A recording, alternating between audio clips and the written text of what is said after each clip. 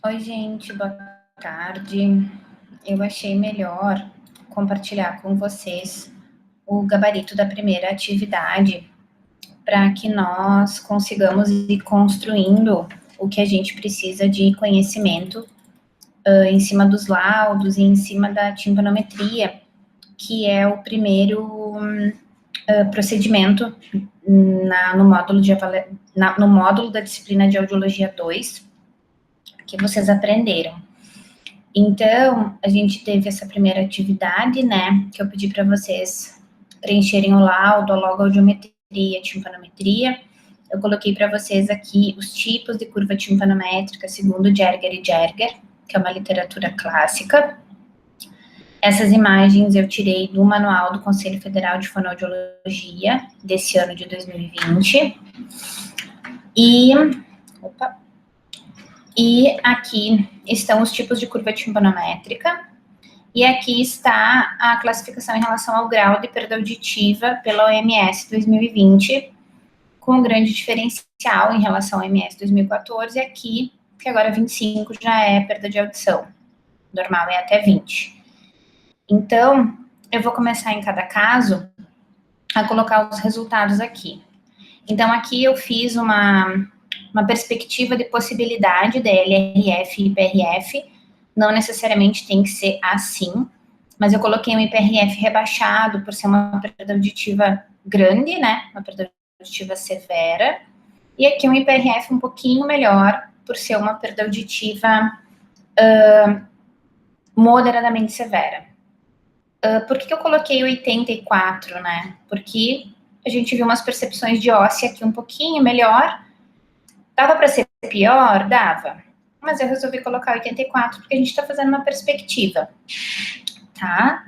Como que fica o laudo aqui? É uma perda auditiva assimétrica, porque as orelhas são diferentes.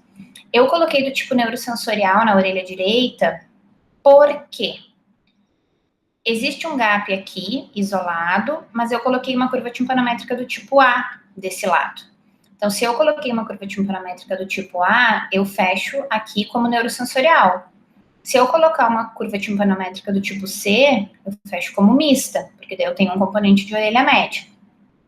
Então, eu escolhi colocar uma curva do tipo A na orelha direita. Vou até pintar de vermelhinho aqui. Resolvi colocar uma curva do tipo A. Sendo uma curva do tipo A, eu fiz neurosensorial na orelha direita. Degrau severo, segundo o OMS 2020, com configuração descendente. E na orelha esquerda, mista, degrau moderadamente severo, OMS 2020, com configuração plana. O que eu coloquei aqui, esse umzinho? Eu coloquei uma nota de rodapé que vale para todos os laudos. Sobre a configuração, não, desculpa, sobre o tipo aqui. Escrevi errado, ó, acabei de achar um erro. Sobre o tipo de perda auditiva e não sobre configuração, vou arrumar o arquivo, agora ele não está deixando. Sobre o tipo de perda, Silman e Silverman, 1997, adaptada de Carhart e Lloyd Kaplan. Eu fiz não, tá certo, gente, desculpa. Sobre configuração, Silman e Silverman, 1997, adaptada de Carhart e Lloyd Kaplan. E sobre o tipo, Silman e Silverman, 1997. Então, isso aqui vai servir para todos os laudos, tá? Voltando aqui no laudo, moderadamente severo na orelha esquerda, então, com configuração plana. Se eu tenho esse gap aqui em duas frequências, eu já penso aqui numa curva timpanométrica do tipo C, que é aquela curva transitória. Eu não tenho um processo de infecção instalado ali, mas eu tenho uma curva de transição, que eu posso estar saindo ou entrando de uma alteração de orelha média, tá? Então, esse primeiro caso a gente fecha assim. O segundo caso, eu fiz aqui de novo, né, uma previsão de LRF e PRF. O LRF, ele tem que bater com a média tritonal, então eu já fiz o resultado final. Poderia ser 75? Poderia. Poderia ser 55? Poderia. É aquela variação de 10 dB em relação à média tritonal. Aqui eu coloquei 84%, porque eu estou considerando esse gap aqui. Deixa eu ajeitar meu mouse. Eu estou considerando esse gap. Então, a óssea me fala da reserva coclear. Então, a reserva coclear, ela está aqui. Então, eu coloquei uma percepção de fala um pouco melhor. E aqui 88, porque eu tenho uma perda auditiva moderada. Não é uma perda pequena, mas eu coloquei uma porcentagem de percepção um pouco melhor, tá? Então, eu tenho aqui, de novo, uma perda auditiva assimétrica, do tipo mista na orelha direita. Por que mista? Porque a óssea já não está normal, degrau severo, e sensório neural na orelha esquerda, degrau moderado, ambas com configuração plana. Então, eu acho que aqui cabe um bilateralmente, né? Porque eu coloquei assimétrico. Bilateralmente. Então, é configuração plana bilateralmente. OMS 2020, né? Para os graus. Em relação à timpanometria, eu tenho gap aqui em todas as frequências. Então, eu coloquei uma curva timpanométrica do tipo B. E na orelha esquerda, eu não tenho gap, curva timpanométrica do tipo A. Poderia ser a D, poderia ser a R, poderia. Mas eu não compliquei, coloquei uma curva do tipo A. Aqui eu não desenhei as curvas, porque eu não tenho os mesmos dons que vocês de fazer os desenhos bonitinhos. Mas então, uma curva timpanométrica do tipo B, ela ficaria uma linha reta, né? Aqui embaixo. Eu não teria pico de complacência, eu não teria pico de compliância, de máxima mobilidade do sistema timpanomuscular. Então, ficaria uma curva reta aqui. E a curva timpanométrica do tipo A, eu teria o pico do menos 100 para a positividade, então ele estaria para cá, esse pico. Começando a curva aqui em mais 200 DAPA, ela vai subir, vai encontrar o pico de máxima mobilidade e vai descer. Então, este desenho aqui de curva timpanométrica do tipo A, ele se aplica para valores de orelha média superiores a 0,3 até 1,5 aqui. Então, curvas dentro desse valor em relação ao volume de orelha média, numa pressão mais positiva do que menos 100, são curvas do tipo A. A R são as bem baixinhas, então seria uma curva bem baixinha aqui, bem pequenininha. Ela tem mobilidade mais pouca. E a AD seriam as curvas bem altas, inclusive elas poderiam ser curvas abertas, assim. Vem aqui e fica aberto aqui, porque o pico ele se encontraria mais para cima ainda, mais que 2,6 de volume de orelha média. Então, neste caso é isso. Em relação ao terceiro caso, eu tenho dois gaps, né, bilateralmente. Então, eu tenho uma curva auditiva, uma perda auditiva simétrica, porque elas são do mesmo tipo e do mesmo grau. Então, perda auditiva simétrica, do tipo mista, degrau severo, com configuração plana. Por que que é mista? Porque a óssea já está com perda. Então, eu não tenho uma reserva coclear íntegra. Eu tenho uma reserva coclear já com alteração. Já tenho perda auditiva. Já tenho perda em cóclea, em reserva coclear, e não só em transmissão, não só em condução. Por isso, mista, porque eu tenho na condução e na cóclea uma alteração. Por que que eu coloquei esses índices percentuais bons? Porque eu levei em consideração a reserva coclear. Então, essa reserva coclear me mostra que se eu der volume, se eu colocar volume, esse sistema vai mandar essa informação para o sistema nervoso auditivo central e eu vou conseguir ter a percepção do som e ter a compreensão para o índice percentual de reconhecimento de fala. Em relação às curvas timpanométricas, eu coloquei duas curvas do tipo B. Por que do tipo B? Porque eu tenho grandes gaps aqui e em todas as frequências. Então, duas curvas do tipo B, alterado. Curva do tipo B é aquela curva que fica retinha aqui embaixo, não tem o pico. E ela vai ser desenhada aqui embaixo, bem rente ali ao 0,00, porque eu não tenho pico, eu não tenho mobilidade do sistema. Neste caso, LRF, mais uma vez, né, sempre compatível com a média tritonal. Coloquei um índice percentual bem bom, porque eu tenho várias respostas aqui dentro do normal. Um índice percentual um pouco mais rebaixado. Perda auditiva assimétrica, por quê? Porque eu tenho diferentes graus. Então, perda auditiva assimétrica do tipo sensório neural na orelha direita, degrau leve, com configuração em U, invertido, e sensório neural, degrau moderadamente severo, na orelha esquerda, com configuração plana. Depois eu vou só voltar ali nos outros casos que eu não falei de configuração. Aqui na timpanometria eu tenho duas curvas do tipo A. Não tenho gap, curva do tipo A. Aqui, eu não... eu falei sim, desculpa, configuração plana, tá aqui. Aqui, então, o invertido, né? E a outra plana. E neste caso, mais uma vez, limiar de reconhecimento de fala compatível com a média tritonal, que é para isso que ele serve, para garantir que os limiares de via aérea foram bem captados. E eu tenho uma perda auditiva assimétrica, apesar de olhar e parecer simétrico. Eu tenho uma perda auditiva assimétrica do tipo sensório neural, degrau moderadamente severo na orelha direita e severo na orelha esquerda. E nesse caso, foi o caso que eu não coloquei configuração, porque assim, ó, ela vem plana até aqui, depois vem uma descendência. Ela vem plana até aqui, depois vem uma descendência e volta. Então, isso aqui seria a tal gota que existe nos casos de perda auditiva induzida pelo ruído. Então, não dá para chamar de gota, porque tem o restante da configuração plana. Bom, se bem que agora, pensando de novo, dava até para chamar de configuração em gota. Deixa eu só voltar lá. Não me lembro se eu coloquei as configurações aqui. Curvas... Não coloquei as configurações aqui. Deixa eu abrir aqui para nós e aproveitar para olhar.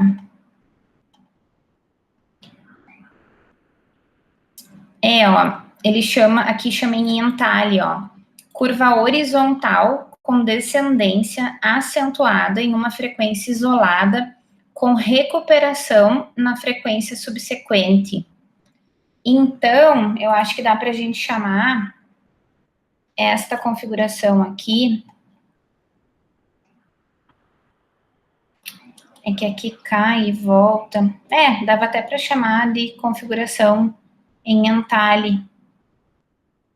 Mas não é uma perda auditiva isolada, né? Eu tenho perda auditiva, ó, curva horizontal com descendência acentuada em uma frequência. Não, mas aqui é uma frequência. Em uma frequência isolada com recuperação na frequência subjacente. Tá, dá para chamar aqui de configuração em entalhe, então. Configuração em entalhe. Com duas curvas do tipo A. Eu acho que é isso, gente, que eu queria compartilhar com vocês dos laudos, das logaudiometrias e das curvas timpanométricas. Eu só quero fazer uma ressalva com vocês em relação a essa questão do simétrico e assimétrica e fazer um destaque aí, sublinhar para vocês. Por que que a gente precisa destacar a questão da simetria e da assimetria? Porque toda vez que a audição é assimétrica, tem que brilhar aí uma lanterna, tanto na gente, enquanto fonoaudiólogo clínico, quanto no médico otorrino, do que está causando essa assimetria. Por que que é assimétrico? Normalmente, as perdas auditivas são bilaterais e simétricas. Então, quando tem uma assimetria, a gente sempre precisa fazer uma investigação maior e complementar para entender o que está acontecendo naquela orelha única que gerou essa diferença. Então, aqui a gente tem um gap. O que será que tem aqui? Tem um colesteatoma de orelha média? É uma sequela de otite? É uma otosclerose com uma configuração não tão típica da otosclerose, mas será que é uma otosclerose? Então, eu tenho que levantar o ponto de interrogação para mim e chamar a atenção do meu colega otorrino para isso, para que a gente faça uma avaliação complementar e diferencial nessa orelha direita. Se fecharem os gaps, ó, a orelha direita, ela fica muito parecida com a orelha esquerda. Então, o que está fazendo esses gaps? Eu tenho uma perda bilateral, mas uma orelha tem gap e a outra não. Por quê? Eu preciso investigar isso melhor. Essa curva B que a gente colocou lá na curva timpanométrica, ela é tratável? Vai tratar como? É medicação? O otorrino vai pensar em algum procedimento cirúrgico? Essas coisas todas precisam ser pensadas clinicamente. Aqui nesse caso, que a gente tem uma assimetria, eu tenho perda auditiva bilateral, mais uma vez, só que eu tenho uma mais acentuada, muito mais acentuada na orelha direita. Por quê? Por que eu tenho muito mais acentuada? Eu tenho um neurinoma no 8º par craniano, eu tive um trauma acústico nessa orelha direita, uma perda auditiva súbita, que fez a perda direita ficar com um grau maior do que a orelha esquerda. O que aconteceu com essa orelha direita? Ela precisa ser investigada, a gente tem que tentar entender o que gerou essa assimetria. Então, o otorrino vai pedir exame de imagem, daí ele decide clinicamente se precisa ou não. Vai solicitar um potencial de tronco encefálico, que é um procedimento que a gente aprende logo em breve, para ver o 8º par craniano, complexo olivar superior e leminisco lateral.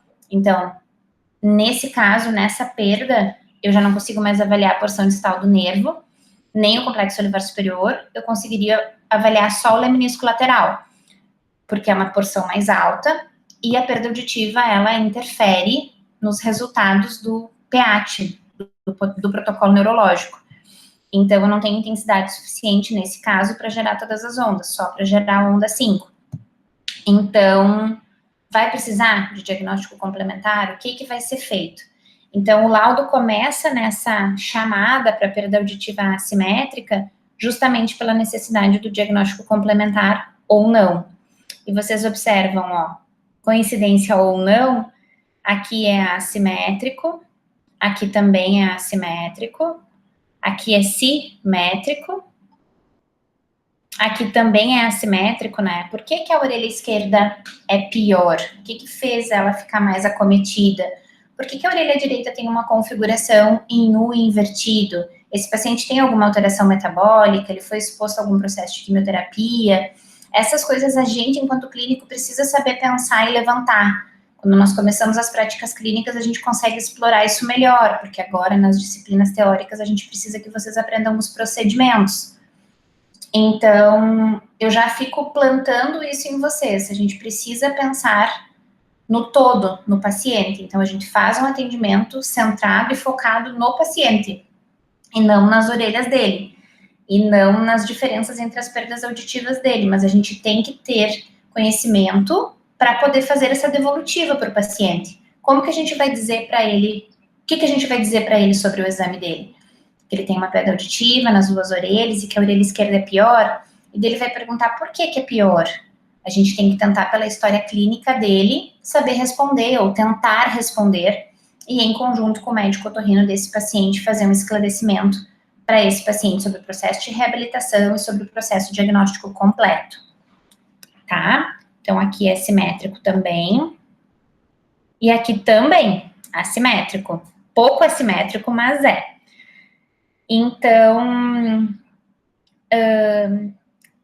desse momento da atividade era isso.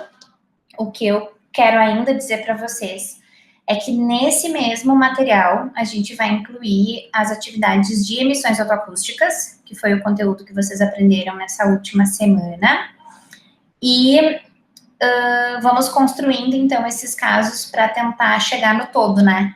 Chegarmos na história clínica, chegarmos na devolutiva, só que a gente está fazendo um caminho um pouquinho diferente aí para motivar os raciocínios clínicos de vocês, tá? Então, se eu não esqueci de nada, era isso que eu queria compartilhar com vocês, para que nós consigamos ir crescendo junto com esse material, em termos de conhecimento, raciocínio clínico e aprimoramento aí desses conteúdos de procedimento para diagnóstico audiológico. Tá, gente? Então é isso. Um abraço.